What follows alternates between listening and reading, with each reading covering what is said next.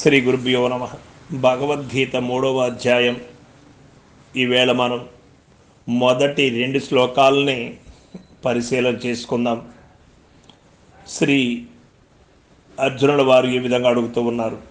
జ్యాయసి చేత్కర్మనస్తే మతా బుద్ధి జనార్దన తత్కిం కర్మణి ఘోరే మాం నియోజయసి కేశవ.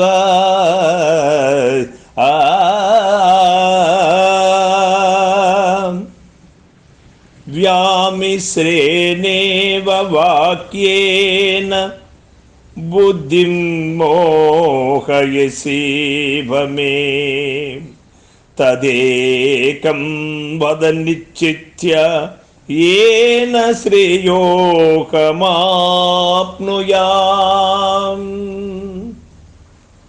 ఈ 2 శ్లోకముల ద్వారా అర్జునుల వారికి ఉన్నటువంటి అనుమానాన్ని అంతా కూడా శ్రీకృష్ణ పరమాత్మ ముందు తెలియచేస్తూ ఉన్నాడు.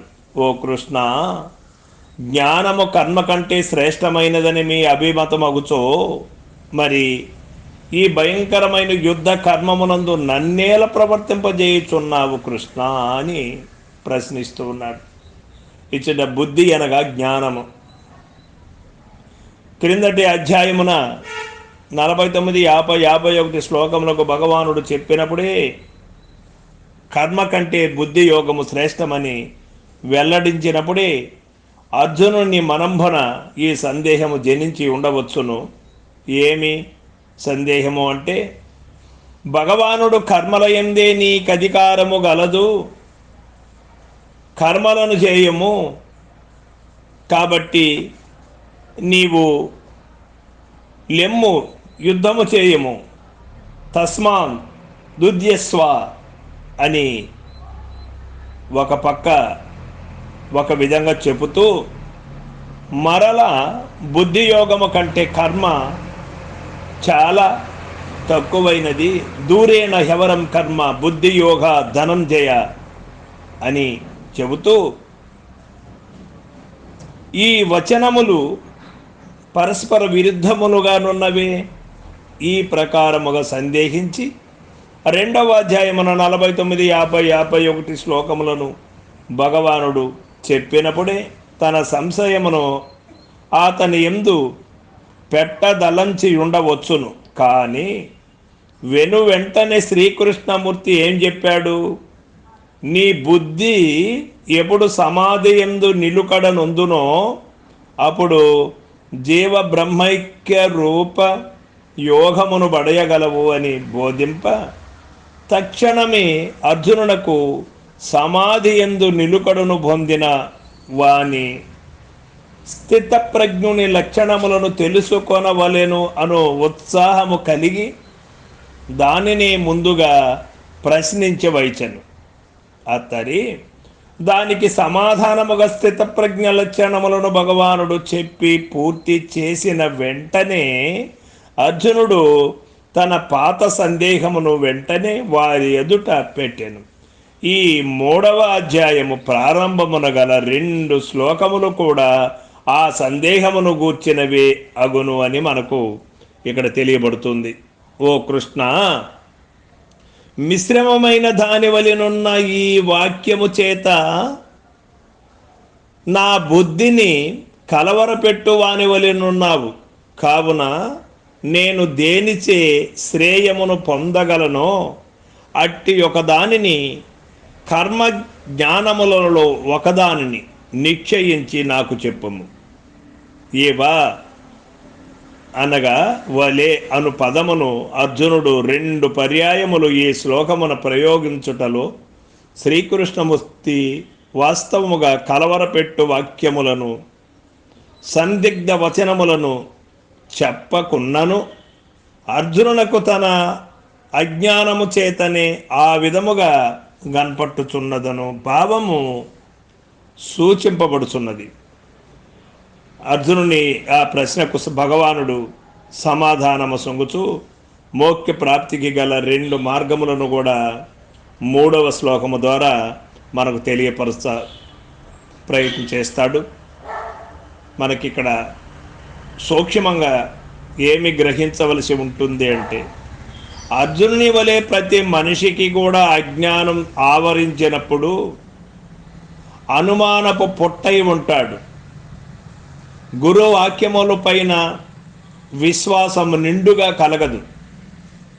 గురువు చెప్పిన మాటే వేదము, గురు మాటే సత్యము, గురు మాకే సత్య పలుకు అనేది ఎప్పుడు కలుగుతుంది అంటే, అజ్ఞాన ఆవరణ అనేది నశించినప్పుడు గురువు చెప్పినటువంటి మాట కరదీపిక వలె తోయబడి ఆ దేనితో గమ్యం చేరుకోగలుగుతాడు. అర్జునుల వారికి కూడా కర్మ జ్ఞానములలో ఒకదాన్ని నాకు చెప్పు అంటూ ఉన్నాడు.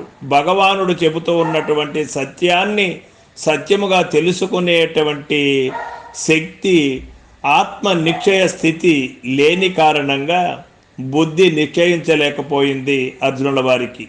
అర్జునుల వారికే కాదు, అర్జునుల వారిని నెపముగా తీసుకొని భగవద్గీత 18 అధ్యాయములు కూడా జరిగినది. అర్జునుడు లాంటి వారే ఈ మానవ ప్రపంచంలో ఎంతోమంది ఉన్నారు. కారణ జన్ములు కొద్దిమంది మినహాయిస్తే అందరికీ కూడా సంకల్ప వికల్పాలు అనేవాటి వస్తూనే ఉంటాయి. అనుమానం అనేది ఎంటాడుతూనే ఉంటుంది. సంకల్ప రహితులకు మాత్రమే చిత్త శాంతి చేకూరగలదు, కానీ సంకల్పములను మోసుకొని తిరిగేటువంటి వారికి చిత్తశాంతి ఎన్నడూ చేకూరదు. ఇది సత్యం. గురువాక్యముపై అనన్య భక్తి శ్రద్ధ కలిగి గురువు చెప్పినటువంటి మంత్రమును మరువక గురు పాదములను బట్టి గురు పాదములను అనునిత్యము చింతన చేయు వారికి సునాయాసముగా అజ్ఞాన రహితులై జ్ఞాన వైరాగ్య ప్రాప్తి సిద్ధిస్తుంది. ఇందులో ఏమాత్రం అనుమానం లేదు. అయితే గురువాక్యము పైన శ్రద్ధ కలగాలి అన్నా గురు పాదములు పట్టాలి. గురు పాదములు పట్టిన వాడికి గురుము పదములపై, గురువు చెప్పినటువంటి వాక్యముపై శ్రద్ధ ఏర్పడుతుంది. ఇవి అన్నీ కూడా జరగాలి అంటే మనోవాక్కాయములు పవిత్రమై ఉండాలి. కాస్త ఈ యొక్క భవిచకముపై, ఈ యొక్క భ్రాంతిపై కాస్త విరక్తి చెందినటువంటి వారికి, బాహ్య విషయములపై ఆశలు సన్నగిల్లినటువంటి వారికి సునాయాసముగా ఆత్మవైపు ప్రయాణం రాచబాట అవుతుంది. గురువు చెప్పిన మాట సత్యవాక్కుగా తెలియబడుతుంది. అట్లా కాకుండా వీషణత్రయములతో, మలత్రయములతో, దేహత్రయములతో కొట్టి మిట్టాడుతున్నటువంటి వారికి గురువు చెప్పినటువంటి మాటలపైన ఏదో ఒక పక్క అనుమానం వెంటాడుతూనే ఉంటుంది అని మనకు తెలియబడుతూ ఉన్నది. సర్వం సద్గురు పాదార్పణమస్తు. జై గురుదేవ.